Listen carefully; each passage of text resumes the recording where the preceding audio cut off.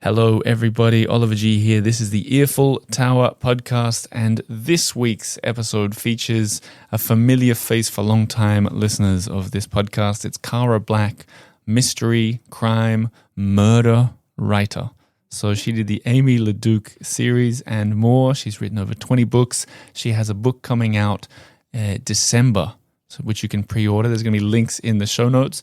But this is a fun chat. We chat a little bit about the things we've done over the years. We talk a little bit about the mind of a mystery writer and also styles of writing and how she does it. I tried to get her to teach me how to write. I think you're going to like this episode.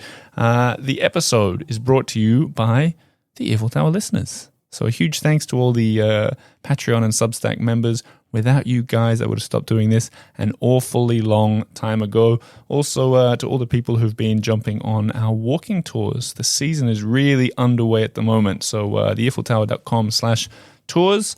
And I'll be back again at the end with the intention of pointing you in the direction of the Earful Everywhere, the new show I've been working on about Italy, specifically Rome and Venice. But for now, we're going to jump into the mind of Cara Black, talking about murder, talking about researching in this city, and talking about the city of Paris, of course. Let's get into it with some music from Press Maxim.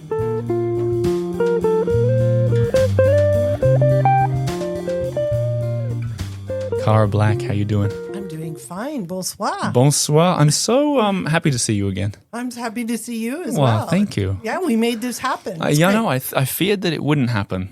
But I think there's probably a bunch of new listeners to this podcast who don't know anything about what you and I have done together. And I also think there's a bunch of old-time listeners who know exactly what we've done together and would like the refresher as well. So shall we jump in the time machine and see what we remember over the past 6 years that we've been doing stuff together? Of course. My favorite memory is one day you said to me, Oliver, I want to jump on the back of your red scooter and go between Amy LeDuc's house and office, right? Right. Do you remember this very well? I do. And because I tell this story sometimes, especially when I do walking towards the Marais, I talk about this. And the way I remember it is I said to you, do you want me to drive like safely and with an established author on the back, with a famous author on the back, how I should do it? Or do you want me to drive how I usually drive? And you're like, you do what you usually do. Exactly. And then we went for it, and it was really fun. Yeah, we were watching for police too. Yeah, I remember that as well. Why? Why are we worried for police? Was someone filming us or something? I think so. Yeah. I think your friend was filming. And I also had my phone out. You were there. filming as well? Yeah. Okay, that explains why we were worried for police, because we saw some and then I was trying to avoid them as well. And then on top of that, obviously, we've done podcasts and stuff, but not for about 5 years. Right. The last time we were talking about, I looked at the title with Hitler. Hitler. Yeah, because you did 3 hours in Paris. 3 hours in Paris, that's right. 2020, that checks out? Yes, just before COVID. And we were trying to also figure which studio you'd been in before. It wasn't this one. It was the one up in up near Lafayette or Magenta. Up like 7,000 steps. Yes, exactly. Yeah. And now we go down steps to come here. Easier, right? This is very easy. Yeah. I like this place. And now you're back in Paris. You've been coming back twice a year, I understand. Basically, yeah. And there's a lot of research going on. There is. How does that look? Let's talk about researching a book. Yesterday, I had lunch with my friend who's a captain in the Brigade Criminelle, which is the elite Paris homicide squad. We ended up having a 2-hour lunch because I was like saying, what about this scenario? Could this work? Would you do that? Has that, all these. Yeah. And he's saying like, no, or yes, or maybe, and he's saying, sometimes you make it so complicated, Cara. And I go, okay. What do you mean? How are you making it too complicated? Because your plot lines are too they're so because also everything's set not in modern day as well. So Right. I imagine you're not going to give us who your source is, but is it an older guy perhaps? No, he's only in his 50s. Okay. I don't, he's not like one of the old school. He's very modern, but he does have sort of an old school vibe, but he's a very cool dude. And he's just, I don't know how to say. He said, I'm adapting because the world is changing. But I remember when he was first on the beat, I think his first beat was in Saint-Germain-des-Prés. And he said, we did neighborhood policing. We knew this person, we knew that person, the cafe owner. People would talk to us. And he said, now so much is done on a computer. Right. But he said, I always try and get my trainees or the new guys on the team to go, we need to go out and be with people. Yeah. You get more when you talk with someone. I wonder what your fleek, your cop, I wonder what he thinks of having an author ask him all these questions. Do you think he finds it quite exciting? I think so. Do you think he does it for other authors? You talk about that, or Sure. is that, yeah? I mean, I don't know, but I mean, of course, somebody famous will talk to him as well. So, sure. And how did you find this guy? I found him through another fleek. I love it. You know, I said, I'm writing about the 19th arrondissement. You know anyone? Oh, yeah, I know. And yeah, why don't I introduce you? And I'm like, thank you. Because that obviously will add the whole, like, I imagine a lot of people who write crime and mysteries and stuff, you can't fake that stuff. You have to talk to someone who can put it straight. Has it been a big challenge to write in the past for this kind of thing? Does it make it much harder? It's not so hard. It's just that, well, yeah, I mean, I was here when I wrote these. I mean, the story, like the next book, the storyline is maybe 2004. Right. And I mean, I was here, so I know what it was like. But to put my mind back in, were they using routers on the computer? Yeah. It was a different tech time. So I have to always bear that in mind and what the law was. And so, again, I'm not writing police procedural. It's not like I'm writing as a cop. But I just need to go back to that time, which feels a little bit, Oliver, more innocent. We weren't just constantly Googling something on our phone because a lot of us, didn't have smartphones. So I think you're right about innocence, because when I even look back to, I guess, around that time, 2004-ish, before everyone had a phone in their pocket, I was trying to figure how we even met each other before we had smartphones to be like, I'm running 5 minutes late. Like, even think about me and you meeting now. We were texting exactly in the minutes leading up to it about where we were and so on. I can't remember. I was there, but I can't remember how we met each other. And did you leave like a little note with this shopkeeper to say, I waited 20 minutes and I was gone? yes, people did that. It feels like ancient history, even though it was just then, Yeah, but we managed to communicate and find each other, and people waited. But right? I think it sounds more, when you said innocent, I think we were more innocent. I think now it's too, anyway, I don't really want to get into this, but it's, I worry for us all. But Tom, you know what I was thinking as I was walking over? You've written over 20 books now in not just Amy Leduc, but also, outside as well. And I was wondering, I've done a lot of episodes about Paris, so we share this.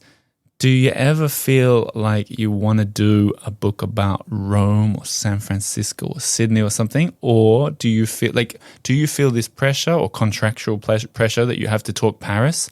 Or do you have a yearning to do other stuff as well? Do you feel locked in, or do you just love it?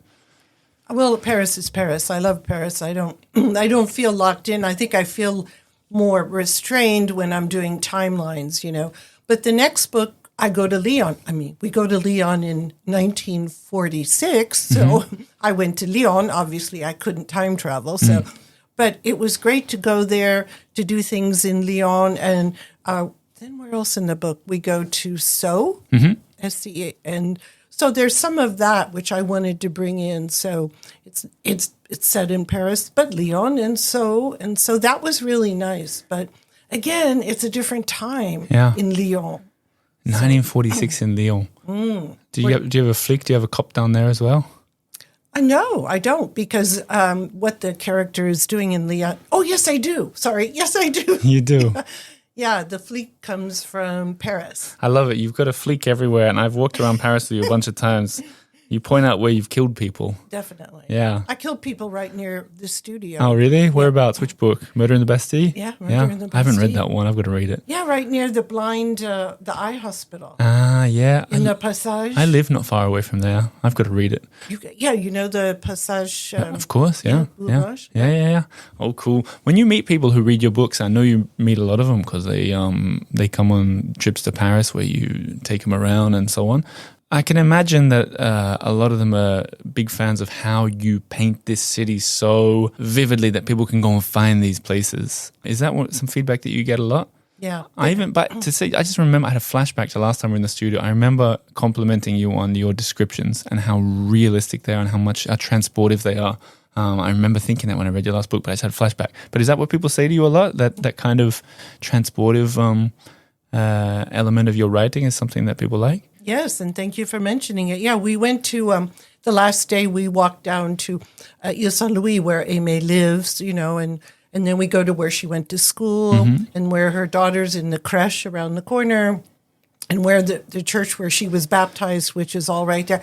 And they're like, oh, I'm so happy to actually be here or see it, or I've imagined it like this. And, and it's like, for me, she's kind of a real person after all these years. And so where she went to the lycée and where she drops her daughter and the cafe guy and the cheese guy. So it feels great. And they say, oh, I'm really glad to see that, 'cause I've thought of it that way. And can I ask a question? I write as well. I love the way that you paint pictures of places. Teach me how to do it. I mean, there's people out there who love writing and want to learn as well. So teach us all. But I'm listening specifically. Yeah. Do you go and stand in front of where Aimee Leduc lives and take notes and photos, or is it more about a feeling? All of that, yeah. But notes and photos. But I try to think of the senses because I try to think I'm standing in her high heels, which I'm not, but I'd be standing there. What would she feel? How does the breeze come up? What are the trees? What season are we? Is it pollen time? Is it, is the neighbor storming out with his dog trying to take them for a walk? She walking on the car. It's all the senses. Because so you're thinking about your senses when you're standing there with your notepad or photograph and just going, pollen in the air, tuck that away for later kind of thing? Or is it more that you're standing there imagining things? Both. I mean, I think she's coming home after work at the office. Yeah. She's got to get her scooter over that hump, where the door is. Yep. She's going to bring it over the cobblestones. Is she thinking, oh, I didn't get anything for dinner, or I've got a call later, or, what am I doing? And I have to, just try to imagine what it's like coming home from work after, is the guy she's meeting later, is he going to cancel on her? Is she, have champagne in the fridge and, just like what it's like and how does it sound? Is the neighborhood girl practicing her violin, which you would hear. When you say that, when you say is the neighborhood girl practicing her violin, are you saying to me, Oliver, basically that's happening when you're there, or are you thinking about it? Are you being literally writing it down when, I'm trying to figure out how much imagination, because I know a lot of people write books about places they've never even been. And I find that wild. I find That's that concept no wild. Fun. No, it's not fun, but it's also it's pretty impressive if they can do it and get away with it. But it seems your style is very much stand there and note it down and get what's exactly right. I don't know, but so you mean that you hear someone playing violin, or do you just add that? If I've been walking to the apartment or to Aimee's place and I've heard someone practicing violin, maybe, then I would think, oh, there could be someone here practicing violin and all that. So, I kind of use it because when I go back to San Francisco and I'm sitting in front of the computer, I need to make that come alive for me, for the reader on the page. So I think about what I heard, what she feels, where is she in her life, what message does she get and have to run off. And, I just try to bring the place. For me, it starts with the place. Yeah. If I can stand there and feel and sense and hear and smell and touch, and then I can think about the story. I can tell. I love your writing style and the way that you paint a picture. So I want to tell everyone to go out and buy all 21 of your books immediately. But I also want to talk about your new one, the new book that's coming out in a sec. But I think you glossed over something too much for my taste. You said Paris is Paris. Let's get into this. How does a woman who lives in are you from San Francisco? Now, how does a San Franciscan end up, and I know you're not alone, but how do you end up so in love with this city? And I refuse to accept Paris is Paris as an answer. What is it about this place? I don't know. I came when I was very young and I just felt there were so many stories here. And then my friend's mother, when I came again, told me about her mother, a hidden Jewish girl during the German occupation in the Marais. And I know we've talked about this before, but I never knew anyone whose mother had suffered this. And then I came back years later. My son was young, and we stayed in the Marais, and I put him to bed. And now he's taller than me, and And I have a grandchild, so he has got his... Well, congratulations. Thank you. He's my grandchild's about a week older than your daughter. Then Astrid? Yes. Oh, what a sweet age. Yeah, Noe. His name is Noe. So I thought, though, as a mother, at this time, and I thought, what would I have done with my son? Right. How would I feed him? What if I wore a yellow star? All those things. So my father was a real big library. He loves to read. He takes 7 books out of the library every Saturday and read a book a day. Yeah. And he was saying, you need to write about that. You're kind of obsessed.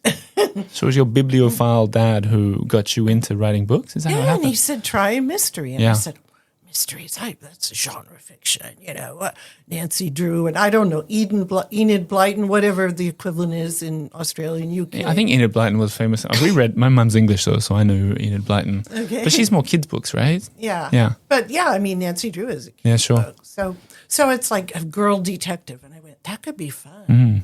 So girl detective who wears heels and kicks what. So I thought, We can say kicks ass on this podcast, I think. good. I think we can get away with it.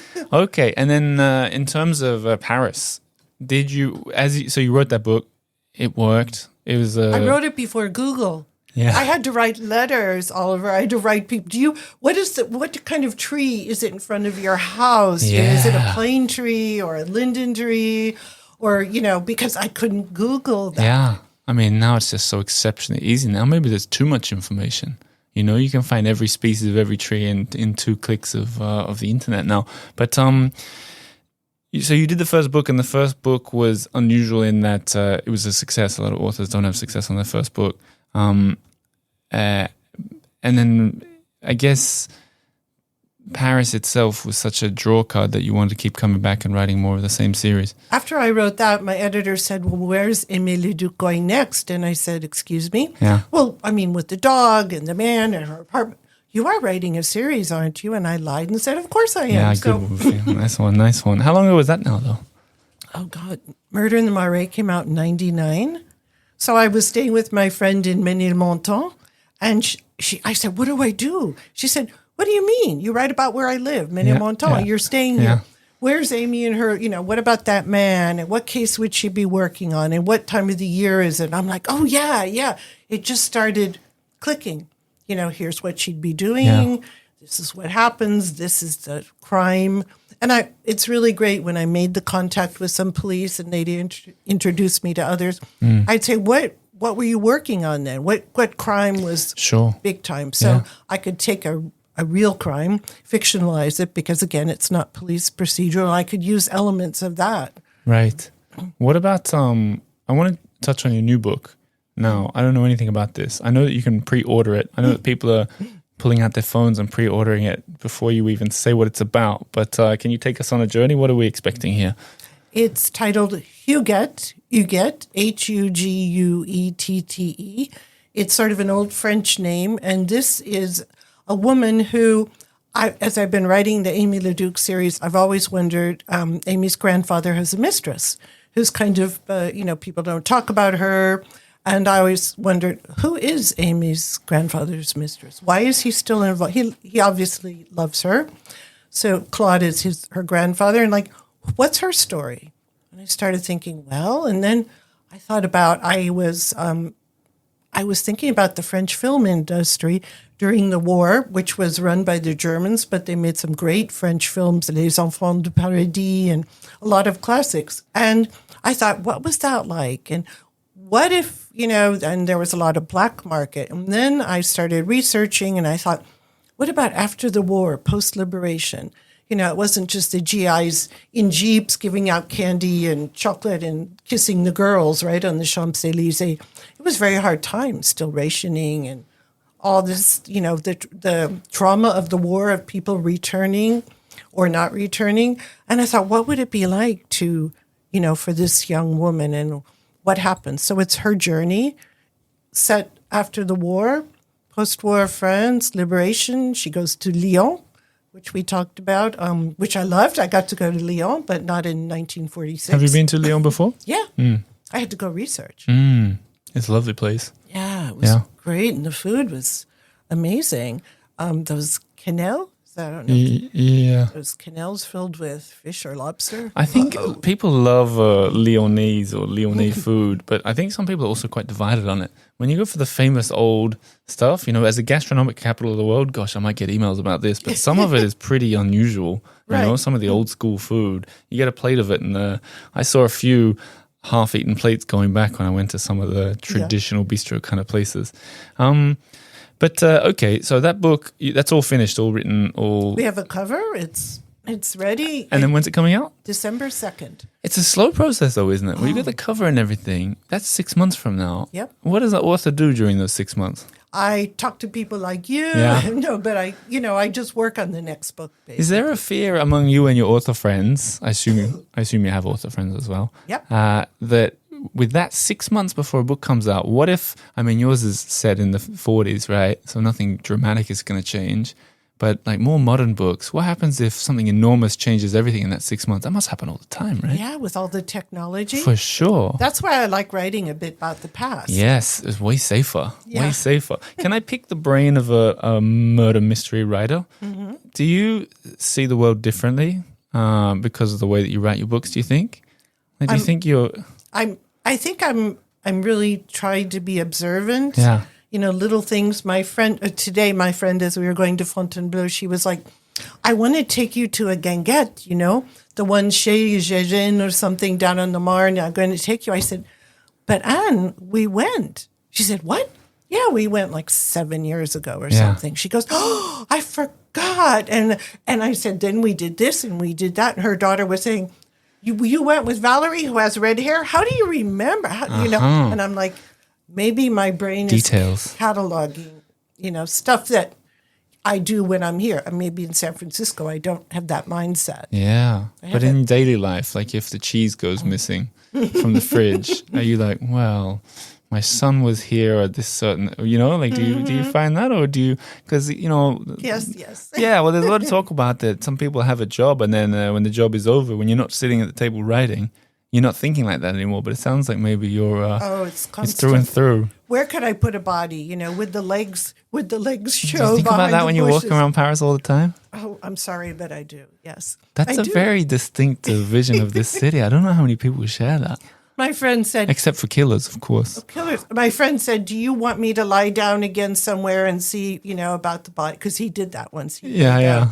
And I said, sure, but you will have to go to the next area that I can't talk about yet. Oh, exciting. News we can't talk about is the best kind of news. It means we have to have you back in the studio. Let's talk about, so we've talked about the new book. We've had a good old catch up, and we've talked about the mind of a crime writer. I want to talk about Paris in general. Not killing people here. I want to talk about this city, and I know you love it. I want to get to the bottom of what you love about this city. Books aside. You've come back so many times now, you're almost a local. Well, that's kind of you to say. That's a compliment. I like that I can, I like the time when people get out of school and the people are waiting and the parents talk to each other. They go to get the pain au chocolat. I like that people talk with one another. They really do. Sure, it's pleasantries or kind of banter, but I like the feeling that in each Paris, little parts of Paris, and you know this very well, they're villages that became part of Greater Paris, and I love that people stop and talk, that you would go here and people stay in their quartier, and it's really, people know each. I was at this boulangerie yesterday near, where was I? Rue Diderot, meeting some people. And so I got my little apricot tart. I was so happy. Good choice. Thank you. And so people would talk to me and say, oh, that one is, that bakery's better or something. Or, it was just really nice that people related, that we talked to one another. Yeah. And then my friends took me to this woman's house.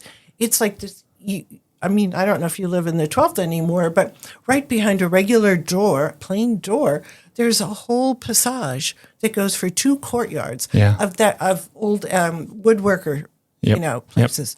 You can't hear a thing of the street. Yeah. It's all like, it's like these labyrinths. The 12th and the 11th, I still do live in the 12th. There's so much of that it's astonishing. And it's all... It's such a cool thing. I know even tourists who are here for the Eiffel Tower and nothing else like that stuff too. It's such a, because as you said, they used to be open, and you'd have a woodworker there, a frame fixer there, a furniture whatever, a cobbler there, and now it's all, there's still, some of them still have that stuff in it. But yeah, they're everywhere. And so someone lived back in there. Nice. Yeah, they did, and they're like, and they fixed it up. It's 3 floors. It's quite narrow and small, but it's fantastic. Yeah. And they said, "Oh, but if you want one, there's one coming open for sale." And I said, "Oh, really? What? 1.1?"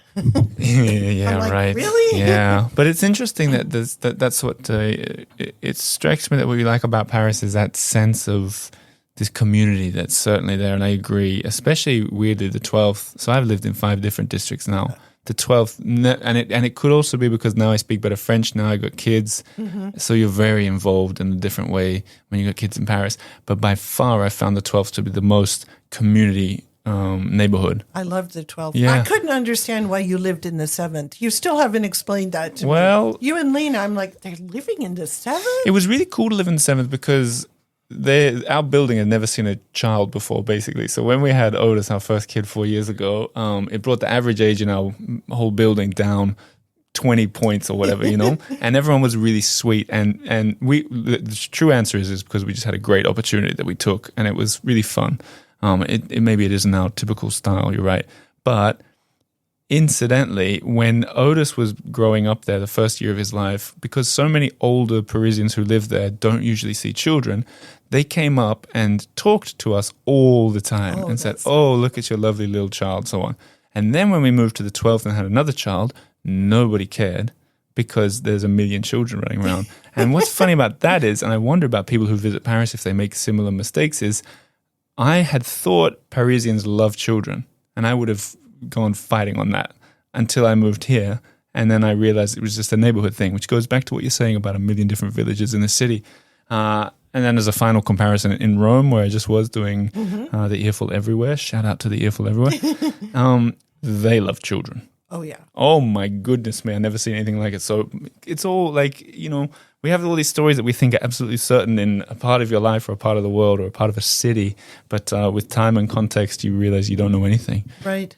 But with a child or a dog, I think you can make, contact with people everywhere. Yeah, it helps. It helps. But yeah, it's nice, and it leads me to sort of go back to your point.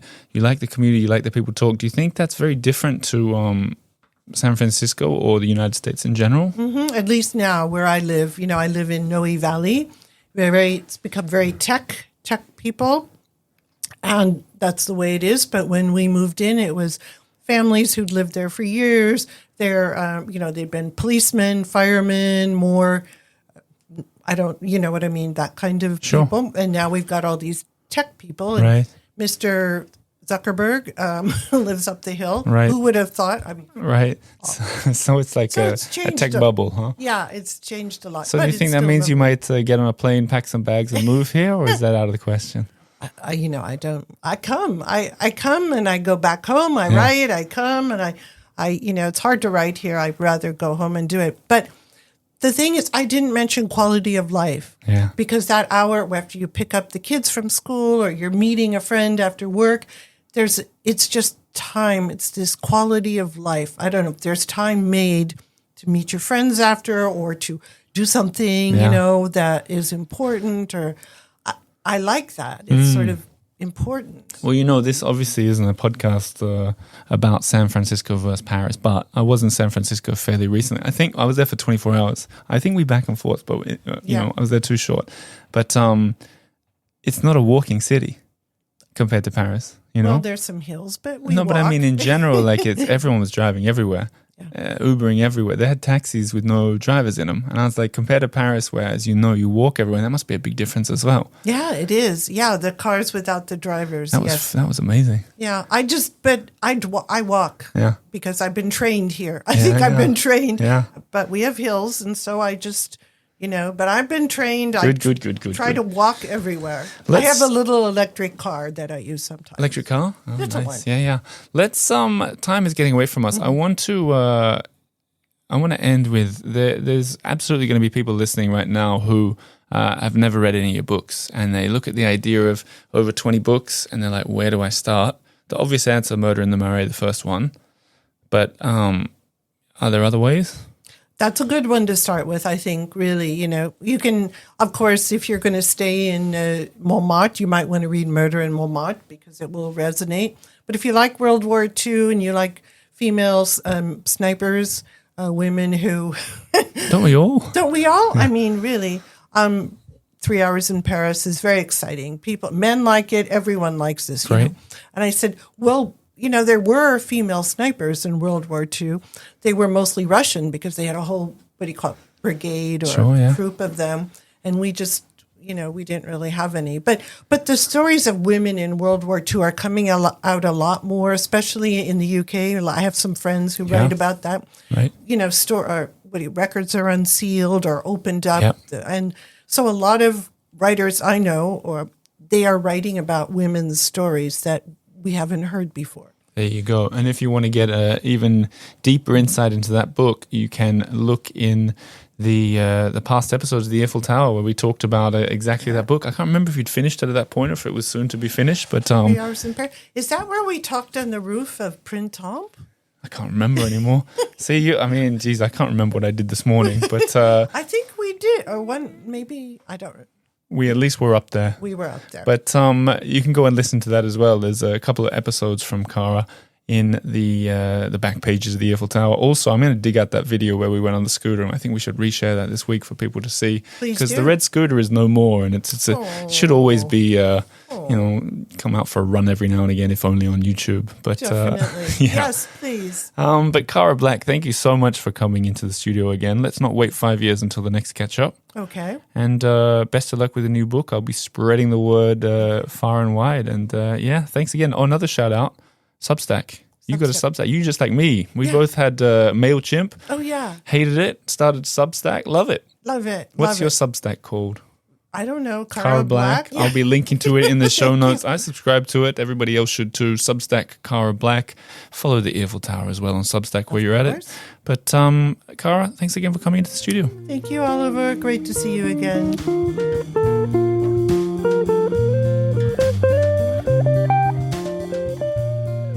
So there you have it. That was Cara Black, her new book coming out in December, linked in the show notes below. You can order it already. Pre-ordering really helps authors. So does following them on channels like Substack. So that's linked below. Follow Cara. Again, follow the Earful Tower too. Follow everybody. Go out and follow everybody. It helps. It helps people who are working in creative fields like we are.